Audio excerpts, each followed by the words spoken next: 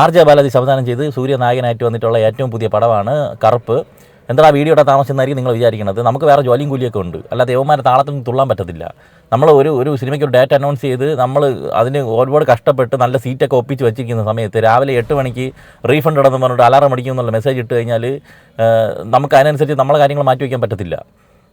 ഒരു സാമാനം ഇറക്കുമ്പോൾ ഒരു date announce ചെയ്യുമ്പം നേരെ ചൊവ്വേ അതിൻ്റെ കാര്യങ്ങളൊക്കെ സെറ്റിൽ ചെയ്തിട്ട് വേണം ആൾക്കാരെ അറിയിക്കുക. അല്ലാതെ നാട്ടുകാരെ മൊത്തം ഇങ്ങനെ വലിപ്പിക്കുന്ന പരിപാടി നല്ല പരിപാടിയല്ല. ഇത് കുറേ കാലം കൊണ്ട് തുടങ്ങിയാണ്.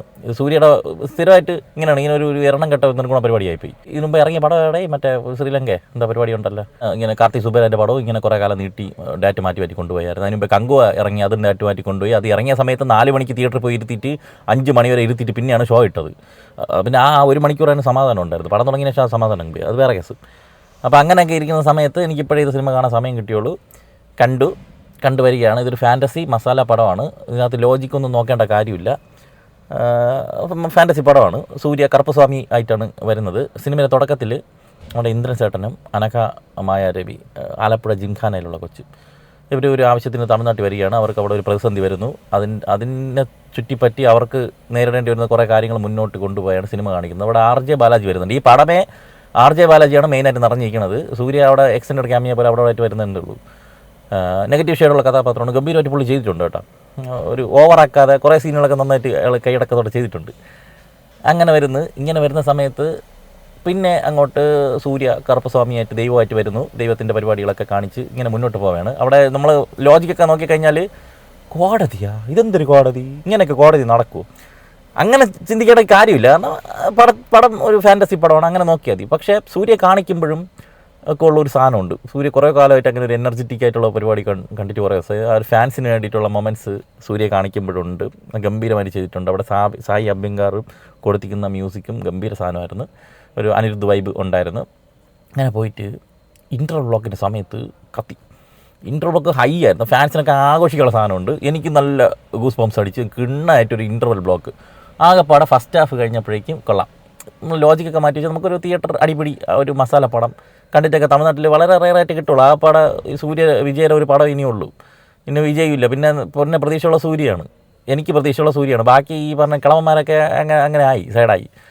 പിന്നെ ശിവകാർത്തികൻ എനിക്ക് ഒരു സ്വാഗർ എനിക്ക് ഫീൽ ചെയ്തിട്ടില്ല. ശിവകാർത്തികൻ എനിക്ക് സൂര്യയിലാണ് പ്രതീക്ഷയുള്ളത്. സൂര്യ എനിക്ക് ഇഷ്ടമാണ്. അപ്പം അങ്ങനെ ഒരു സാധനം പ്രതീക്ഷിക്കുന്ന സമയത്ത് എനിക്കത് ഭയങ്കര ഹൈ ആയിരുന്നു. ഇൻ്റർവൽ ബ്ലോക്ക് ഗംഭീരമായിട്ട് ആസ്വദിച്ച് ഒരു സാധനം ഉണ്ടാക്കിയിട്ടുണ്ട്. പക്ഷേ ഇതിൻ്റെ തിരക്കഥയിൽ പറ്റിയെന്ന് പറഞ്ഞാൽ സൂര്യ കറുപ്പനെ പിടിച്ച് കെട്ടി.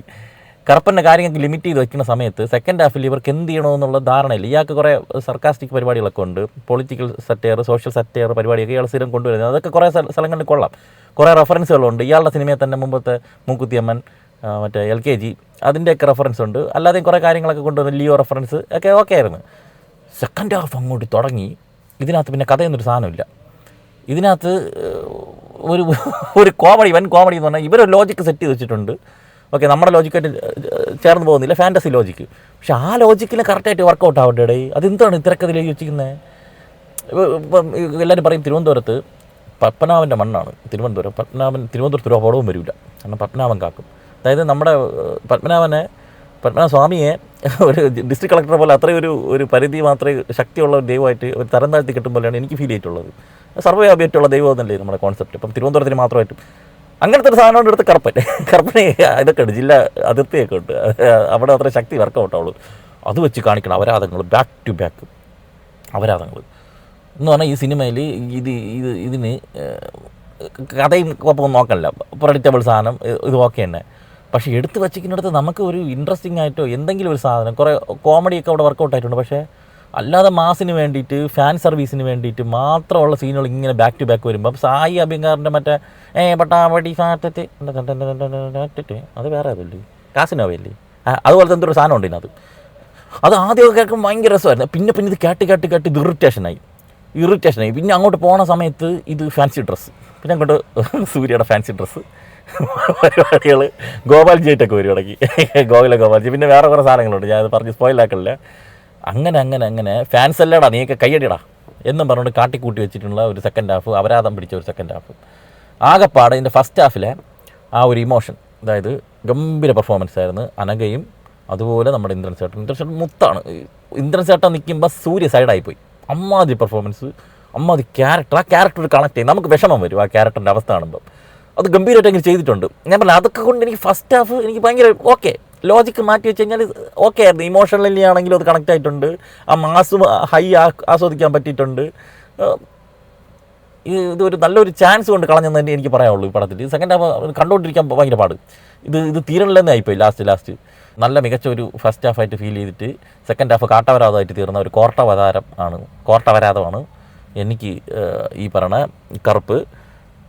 ഇത് കുറച്ചുകൂടിയൊക്കെ ഒരു സ്ക്രിപ്റ്റിൽ വർക്ക് ചെയ്തിട്ട് എൻഗേജിങ് ആയിട്ട് എന്തെങ്കിലും ഒരു ക്യാറ്റ് ആൻഡ് മൗസ് ഗെയിമോ അല്ലെങ്കിൽ സീറ്റ് എഡ്ജോ എന്തെങ്കിലും, ഇല്ലെങ്കിൽ ഒരു എന്തെങ്കിലും ഒരു കൺവിൻസിങ് ആയിട്ട് കൊണ്ടുവന്നിരുന്നെങ്കിൽ ഇത് ലാസ്റ്റ് വെറുപ്പിക്കലായിപ്പോയി. ഈ മറ്റേ പടത്തിൽ റെട്രോയിൽ അവസാനമൊക്കെ കോമഡി ആയി പോയില്ലേ, സീരിയസ് ആയിട്ട് ഒരു കാണിക്കുന്ന കുറേ സാധനങ്ങൾ, അതുപോലെ ഇത് കുറേ കോമഡി ആയിട്ട് വന്നു. എനിക്ക് കോമഡി ആയിട്ടാണ് ഫീൽ ചെയ്തത് അങ്ങനത്തെ പരിപാടി. പിന്നെ ഉള്ളത് തൃഷയ്ക്ക് നല്ല റോളുണ്ട്. എന്നാൽ അഭിനയ പ്രാധാന്യം ഉണ്ടോ എന്ന് ചോദിച്ചു കഴിഞ്ഞാൽ അങ്ങനെയൊന്നുമില്ല, ഉണ്ട്. പിന്നെ നട്ടി നല്ല പെർഫോമൻസ് ആയിരുന്നു. ഒരുപാട് മലയാളികൾ അഭിനയിച്ചിട്ടുണ്ട് ഈ പടത്തിൽ. അജു വർഗീസ് ഉണ്ട്, ചെറിയൊരു റോള്. സ്വാസികയുണ്ട്, ഉണ്ണിമായ പ്രസാദുണ്ട്, ശിവതയുണ്ട്. അങ്ങനെ മൊത്തം മലയാളികൾ നിറഞ്ഞിരിക്കുന്ന ഒരു സിനിമയാണ്. പിന്നെ സാൻഡി മാസ്റ്ററുടെ ഒരു സീനുണ്ട്, അത് കണ്ടപ്പോൾ രസമായിരുന്നു. പിന്നെ കുറച്ച് ഞാൻ ആലോചിച്ചപ്പോൾ ഇതൊക്കെ എന്തിനാണ് നമ്മളെ കാണിക്കുന്നത്, ഇതൊക്കെ എന്തിനാണ് പോയി നമ്മളത് പറയണത് എന്നുള്ളൊരവസ്ഥയാണ്. Cinematography GK Vishnu, production design Arun Venjaramoodu, നല്ല വർക്കായിരുന്നു. എഡിറ്റിംഗ് കലൈവനാൻ, അതും നല്ല വർക്കായിരുന്നു. ടെക്നിക്കൽ സൈഡ് നോക്കുക ഒരു മാസ് പടത്തിന് വേണ്ട സാധനങ്ങളൊക്കെ ഉണ്ട്. സായിയുടെ ഈ പറഞ്ഞ റിപ്പീറ്റ് ആയിട്ട് വന്നപ്പോൾ കുറച്ച് വെറുപ്പിക്കലുണ്ടെന്നുള്ളത്. ഓവറോൾ പാട്ടും മ്യൂസിക്കൊക്കെ നല്ലത് തന്നെ എന്ന് പറയാനുള്ളൂ. സൂര്യയുടെ സ്ക്രീൻ പ്രസൻസും സ്വാഗറും പരിപാടിയും സൂര്യ കാണിക്കുമ്പോഴുള്ള ഒരു സാധനം അതൊക്കെ ഉണ്ട്. പക്ഷേ കഥയിൽ ഒരു കുന്തവും ഇല്ലാതെ സെക്കൻഡ് ഹാഫ് കാട്ടവരാതായിട്ട് എടുത്തു വെച്ച ഒരു സിനിമ. അതാണ് എനിക്ക് ഈ പടത്തിനെ കുറിച്ച് പറയാനുള്ളത്. കറുപ്പ്. എന്തരാ വരട്ടെ.